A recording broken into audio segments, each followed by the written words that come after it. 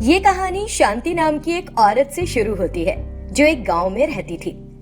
शांति अपने नाम की तरह ही शांत थी।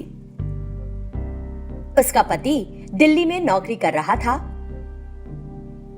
और शांति अपनी सास के साथ गांव में रहती थी।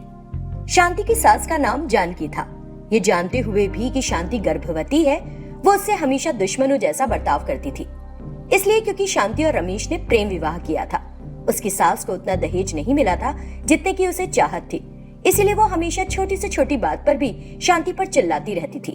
उसे शांति के गर्भवती होने पर भी कोई सहानुभूति नहीं थी और वो उसे घर के सारे काम करवाती थी। एक दिन, मैं कुछ दिनों के लिए पास के गांव जा रही हूँ, घर का ध्यान रखना। सासू माँ, मेरी डिलीवरी की तारीख पास है, प्लीज मेरी कुछ तो मदद कीजिए। ए लड़की, मैं यहाँ घर के काम करने के लिए नहीं हूँ, मेरे पास अपना ही काम बहुत है। और वो चली गई। एक दिन जब शांति घर के बाहर सफाई कर रही होती है, एक बंदरिया घायल हालत में दौड़ती हुई वहां आती है और शांति के पीछे आकर छिपना चाहती है। शांति ने उसे देखा। अरे, लगता है कि किसी ने इसे बड़ी निर्दयता से मारा है। कितनी चोट खाई है बेचारी। जरा रुको, मैं तुम्हारी चोट पर दवाई लगाऊंगी। ये कहते हुए वो अंदर गई और बंदरिया की चोट पर दवाई लगाकर दी। तुम किसी ने बहुत बुरी तरह से मारा है शायद। क्या तुमने कुछ गलत काम किया था? मैंने कुछ गलत काम नहीं किया था। मुझे बहुत भूख लगी थी तो उसके अमरूद के बाग से 2 अमरूद तोड़ लिए। बगीचे के मालिक ने मेरा पीछा किया और एक बड़े डंडे से मुझे खूब मारा। वो मेरे पीछे भाग रहा था। शांति उसकी बात सुनने के बाद,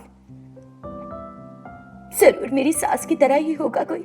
सिर्फ 2 अमरूद के लिए उसने तुम्हें इतनी जोर से मारा है। मैं तुम्हारे लिए कुछ खाने के लिए लाती हूँ। फिर वो उस बंदरिया को घर में ले गई और उसे पेट भरकर खाना खिलाया। क्या तुम्हारी भूख मिट गई अब? हाँ, एकदम। लेकिन मैं तुमको छोड़कर नहीं जाना चाहती हूँ। तो क्या तुम मेरे साथ कुछ दिन रह सकती हो? शांति ने बंदरिया से पूछा। मेरी अच्छी किस्मत कि मैं यहाँ आ गई। मैं तुम्हारे साथ ही रहूंगी और तुम्हारी हर काम में मदद करूंगी।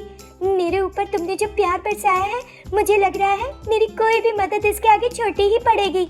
तुम तो जैसे ईश्वर की दी हुई बहन हो मेरे लिए। जब बंदरिया ने ऐसा कहा तो शांति बहुत खुश हुई और बंदरिया को घर में रख लिया। इसी बीच उसके पति रमेश ने फोन किया। हेलो शांति, तुम्हारी सेहत तो ठीक है ना? मैं बिल्कुल ठीक हूँ रमेश। मेरी माँ को बिल्कुल तमीज नहीं है, वो तुम्हें ऐसे समय में अकेला छोड़कर चली गई। तुम चिंता मत करो, मैं जल्द ही आ जाऊंगा। अरे तुम मेरी फिक्र मत करो और गुस्से को काबू में रखो। मैं खुश हूँ और कोई दिक्कत नहीं है, तुम सावधान रहना। ये कहते हुए उसने कॉल काट दिया। फिर शांति से बंदरिया ने पूछा, बहन, क्या इस पूरे घर में तुम अकेली रहती हो? मैं और एक चुड़ैल, मतलब मैं और मेरी सास रहते हैं। मेरे पति की दिल्ली में नौकरी है। मैं शादी में दहेज नहीं लेकर आई, इसलिए मेरी सास को मैं फूटी आंख नहीं सुहाती हूँ।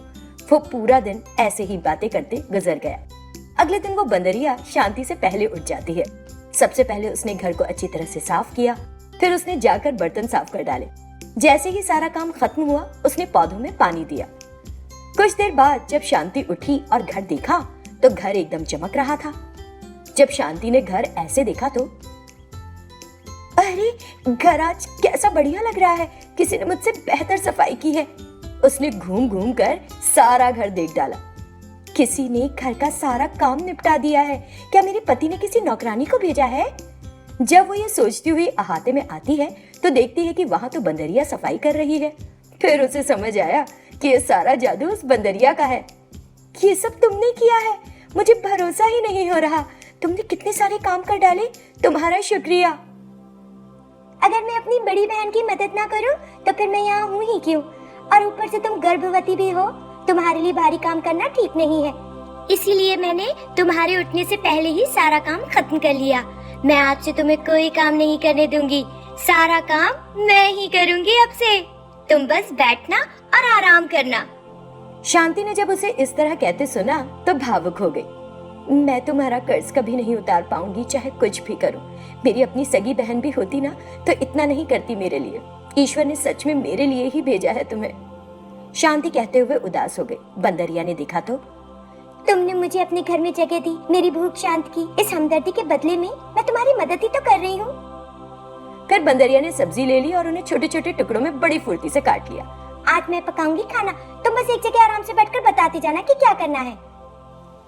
अरे, मैं खुद कर लूंगी, तुम कहाँ परेशान हो रही हो? ना ना, अब कुछ दिन कोई काम नहीं करना है तुम्हें। तुम्हारा जननी का समय करीब है, इसलिए आराम करो। फिर शांति बंदरिया को बताती गई और वो उसके हिसाब से करती गई और सारा खाना बन गया और खाना बना भी स्वादिष्ट था। दोनों ने मजे से खाया। कुछ दिन ऐसे ही बीत गए। एक दिन शांति ने रमेश को कॉल लगाया। शांति, अब तुम्हारी सेहत कैसी है? अब ठीक है, लेकिन मेरा डिलीवरी टाइम बहुत पास है और एक बंदरिया के अलावा मेरे पास यहाँ कोई भी नहीं है। क्या तुम्हारे पास एक बंदरिया है? फिर शांति ने उसे बंदरिया की सारी बात बताई और उसकी बहुत तारीफ की। तुम्हारी माँ अभी तक नहीं आई है, तुम जल्दी घर आ जाओ, मुझे जरा घबराहट हो रही है। मैं बस निकल ही रहा हूँ, तुम ध्यान रखना अपना। ये कहकर उसने कॉल काट दिया। उस रात शांति को प्रसव पीड़ा शुरू हो गई। वो दर्द में तड़प रही थी। तुरंत बंदरिया किसी की मदद के लिए बाहर आई, लेकिन बाहर कोई नहीं था। कुछ दूरी पर उसने सब्जी का ठेला देखा। वो फौरन उस ठेले को ले आई। उसने शांति को उस पर धीरे से लिटाया और उसे धीरे धीरे ढकेलती हुई अस्पताल ले गई। अस्पताल कर्मचारियों ने देखा तो शांति को फटाफट भर्ती कर लिया। कुछ ही देर में शांति ने एक लड़के को जन्म दिया। रमेश सुबह अस्पताल पहुंचा। वो अपने बेटे को देखकर बहुत खुश हुआ। उसने अपने हाथ जोड़े और सिर झुकाकर बंदरिया का जरूरत के वक्त मदद करने के लिए शुक्रिया अदा किया।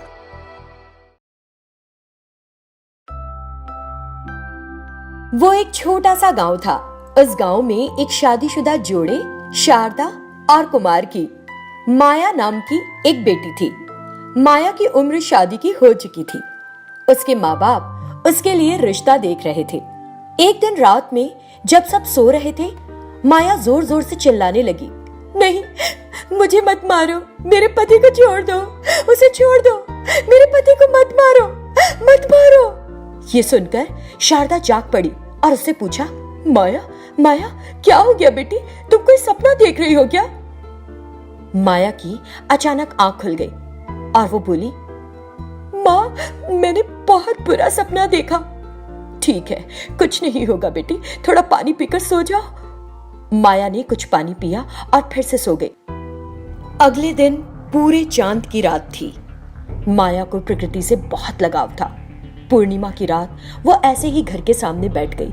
जैसे ही उस पर चांदनी पड़ी, वो जोर जोर से चिल्लाने लगी, आग बुझाओ, आग बुझाओ, मुझे मत जलाओ। ये कहते ही वो अचानक एक नागिनी में बदल गई। ये देखकर उसके माँ बाप चिंता में पड़ गए। हे ईश्वर, हमारी बेटी को क्या हो रहा है? कुछ देर बाद उसने चिल्लाना बंद कर दिया और बेहोश होकर नीचे गिर पड़ी। शारदा और कुमार बहुत घबरा गए। शारदा ने कहा, सुनो, पिछले 2 दिन से माया कुछ अजीब सा बर्ताव कर रही है। तुमने देखा ना अभी क्या हुआ? एक सामान्य लड़की अचानक नागिन कैसे बन गई। मैं बहुत डरी हुई हूँ। कल अपनी बेटी को किसी साधु के पास लेकर चलते हैं। हाँ, कल लेकर चलेंगे जरूर। अगले दिन वो माया को लेकर एक साधु के पास गए और सारी बात बताई। उनकी बात सुनने के बाद उस साधु ने अपनी दिव्य दृष्टि का उपयोग किया और देखा कि क्या हुआ था। इसके साथ ये कई साल से हो रहा है। जब वो केवल 8 साल की थी तब से हर पूर्णिमा की रात ऐसा हुआ, लेकिन किसी ने ध्यान नहीं दिया। अब वो 21 साल की हो चुकी है और खुद को विवाहित बता रही है। इसका मतलब वो पिछले जन्म में एक नागिनी थी। किसी ने उसके पति को पूर्णिमा की रात ही मार डाला था और उस समय वो गर्भवती भी थी। अब उसने एक बार फिर मनुष्य रूप में अपने पति के लिए जन्म लिया है। लेकिन क्यों साधु महाराज? इसीलिए क्योंकि उसके पति ने भी कहीं मनुष्य योनि में जन्म लिया है। वो उसके पास अवश्य जाएगी। इसी बीच माया एक नागिनी में बदल गई और बोली, साधु, तुम्हारा धन्यवाद, तुमने मुझे मेरा पिछला जन्म याद कराया। फिर उसने शारदा और कुमार से कहा, माँ, बाबा, आपकी बेटी के रूप में मेरा समय पूरा हुआ। अब मैं अपने पति की तलाश में जा रही हूँ। मुझे नहीं पता कि वापस आऊंगी या नहीं। अगर आप आई तो आपसे अवश्य मिलूंगी। मुझे माफ कर दीजिएगा। और वो अदृश्य हो गई। उसके माँ बाप बेटी को जाते देख रो पड़े। बेटी, माया, रुको जरा बेटा, रुको। लेकिन वो तब तक जा चुकी थी। चिंतित ना हो, वो फिर वापस आएगी। तुम घर जाओ और सुकून से रहो। उनका ढांढस बंधाकर साधु ने उन्हें विदा कर दिया। माया अपने पति की तलाश में निकल पड़ी थी। उसका पति उस गांव के पीछे जंगल के पास एक दूसरे गांव में रह रहा था। इस जन्म में वो शंकर था। माया उसके घर पहुंची। उसे देखकर शंकर ने पूछा, तुम कौन हो? शंकर, मैं पिछले जन्म में तुम्हारी पत्नी थी। मैंने फिर जन्म लिया है और तुम्हें खोजने आई हूँ। यहाँ से फौरन चली जाओ, मुझे नहीं पता कि तुम कौन हो। इस तरह वो उस पर चिल्ला पड़ा। इसी बीच शंकर की पत्नी श्रीदेवी बाहर आ गई। क्या हो गया जी, तुम इस तरह क्यों चिल्लाए? ऐसा देख कहकर उसने नागिनी को देखा और चौंक गई। सुनो, कौन है ये? देखो, ये मेरी पत्नी श्रीदेवी है। हम दोनों शादीशुदा हैं। तुमने देख लिया ना, मैं अपने जीवन में बहुत खुश हूँ। बहुत जल्द हम माँ बाप भी बनने वाले हैं। मेहरबानी करके यहाँ से चली जाओ। लेकिन पिछले जन्म में मैं थी तुम्हारी पत्नी, इसीलिए इस जन्म में भी तुम पर मेरा हक है। हमें नागलोक वापस लौटना होगा। कृपा करो हम पर, चले जाओ यहाँ से। हमें अलग मत करो, हमें अलग मत करो। इस तरह पति पत्नी प्रार्थना करते हुए रोने लगे। नागिनी बहुत उदास हो गई और वहां से अदृश्य हो गई और एक जगह बैठकर रोने लगी। फिर एक दिन शंकर किसी जरूरी काम से नगर के लिए निकल गया। उसकी पत्नी घर पर अकेली थी। माया, जो एक जगह अकेली बैठी थी, सोचने लगी, मुझे अपने पति से मिलना है, उसे बीते समय की याद दिलानी है। ये सोचते हुए वो शंकर के घर चली गई। उस समय श्रीदेवी को प्रसव पीड़ा शुरू हो गई। उसे उस दर्द में देखकर नागिनी को उस पर दया आई और उसने बच्चा पैदा करवाया। श्रीदेवी ने एक लड़की को जन्म दिया। तुम्हारा बहुत बहुत धन्यवाद बहन, तुमने सही समय पर आकर मेरे बच्चे की जान बचाई। मैं तुम्हारी आभारी हूं। लेकिन फिर अचानक वो जोर जोर से चीखी और मर गई। अरे, ये क्या हो गया? ये क्या हो गया? अचानक इस हादसे से वो बहुत घबरा गई। उसी समय वो बच्चा जोर जोर से रोने लगा। उसे रोते देख वो बहुत चिंतित हो गई। हे ईश्वर, अगर शंकर यहाँ आ गया तो सोचेगा कि मैंने उसकी पत्नी को मार डाला। ये बच्चा भी इतना रो रहा है, मैं क्या करूं? सही है या गलत? मैं श्रीदेवी बनकर इस बच्चे को दूध पिलाऊंगी। ये सोचते हुए उसने श्रीदेवी के मृत शरीर को वहां से हटा दिया और खुद श्रीदेवी का रूप ले लिया। फिर उसने उस बच्चे को अपनी बाहों में उठाया। हे ईश्वर, मुझे नहीं पता कि ये उचित है या नहीं, लेकिन ये बच्चा भूखा है। मैंने श्रीदेवी का रूप शंकर को धोखा देने के लिए नहीं लिया, तो साक्षी है इस बात का, बल्कि सिर्फ इस बच्चे को बचाने के लिए लिया है। अगर अनजाने में मुझसे कोई गलती हो तो मुझे क्षमा कर देना। ये सोचते हुए आंसुओं से भरी आंखों से उसने ईश्वर से प्रार्थना की। तभी शंकर आ गया। नागिनी को श्रीदेवी के रूप में देखकर और उसकी गोद में एक बच्चा खेलता देख शंकर खुशी से फूला नहीं समाया। श्रीदेवी, मैं तुम्हें इस हालत में अकेला छोड़कर चला गया था, मेरी गलती है, लेकिन ईश्वर की कृपा से तुम और बच्चा दोनों ठीक हो। मैं आज बहुत खुश हूँ। ये कहते हुए उसने श्रीदेवी को अपने गले लगाया। जैसे ही शंकर ने श्रीदेवी के रूप में नागिनी को छुआ, उसे अपना पिछला जन्म याद आ गया। तुरंत उसने उसे उसके नाम से पुकारा और खुद नागराज में बदल गया। ये देखकर वो भी अपने असली रूप में आ गई और बोली, ईश्वर की कृपा से तुम्हें अपना पिछला जन्म याद आ गया।